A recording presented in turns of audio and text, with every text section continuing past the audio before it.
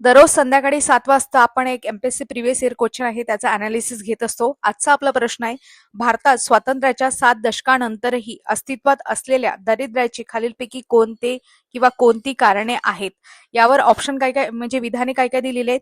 अ सांगितलेलं आहे अर्थव्यवस्था मोठ्या प्रमाणात कृषी क्षेत्रावर अवलंबून आहे. ब सांगितलेलं आहे उत्पादन क्षेत्रातील रोजगार संधीची कमतरता. क सांगितलेलं आहे विकसित देशांच्या तुलनेत शेती विकासाचा अधिक दर. तर यापैकी योग्य उत्तर काय? तर इथे ऑप्शन काय काय दिलेले? अ आणि क बरोबर आहे, विधान अ आणि ब बरोबर आहे, केवळ विधान अ बरोबर आहे आणि केवळ विधान ब बरोबर आहे. तर मला सांगा आता, विकसित देशांच्या तुलनेत शेती विकासाचा अधिक दर आपल्या भारतामध्ये आहे का?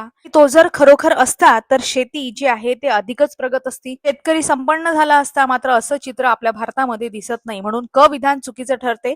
क आपल्याला एलिमिनेट आपण जर केलं तर विधान एक, ऑप्शन क्रमांक 1 निघून जाईल. त्याच्यानंतर अर्थव्यवस्था मोठ्या प्रमाणावर कृषी क्षेत्रावर अवलंबून आहे, हे विधान कसं आहे? बरोबर आहे. कारण भारताच्या एकूण लोकसंख्येपैकी सुमारे 46.1% ते 50% जवळ अर्धी लोकसंख्याच आहे ती डिपेंड आहे कृषी क्षेत्रावर, असं आपण म्हणू शकतो. याचं प्रमाण ग्रामीण भागामध्ये जास्त आहे, त्याच्यामुळेच ग्रामीण भागामध्ये कुठेतरी आपल्याला हंगामी बेरोजगारी, छुपी बेरोजगारी जास्त प्रमाणात पाहायला मिळते.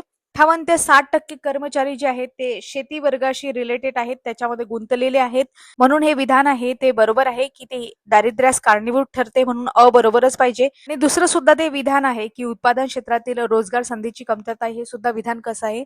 दारिद्र्यास कारणीभूत आहे. म्हणजे दोन्ही अ आणि ब विधाने कारणीभूत आहे. म्हणून आपल्या प्रश्नाचं योग्य उत्तर होईल विधान अ आणि ब बरोबर आहेत. आता तुमच्यासाठी एक महत्वाचा प्रश्न, भारताच्या एकूण सकल देशांतर्गत उत्पन्नात म्हणजे जीडीपी मध्ये कृषी आणि संलग्न क्षेत्राचा वाटा सुमारे किती टक्के आहे?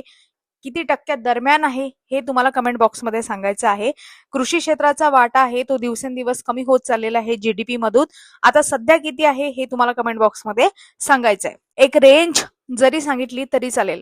अशाच प्रकारे डेली आपण पीवायक्यू अनालिसिस करत असतो. अधिक माहितीसाठी तुम्ही आपलं स्पर्धा विश्व ऑफिशियल युट्यूब प्लॅटफॉर्म सबस्क्राईब करू शकता, शिवाय आपलं टेलिग्राम सुद्धा जॉईन करू शकता. भेटूया अशाच नवनवीन व्हिडिओसह पुढील भागामध्ये. तोपर्यंत तुम्हा सर्वांचे आभार. धन्यवाद.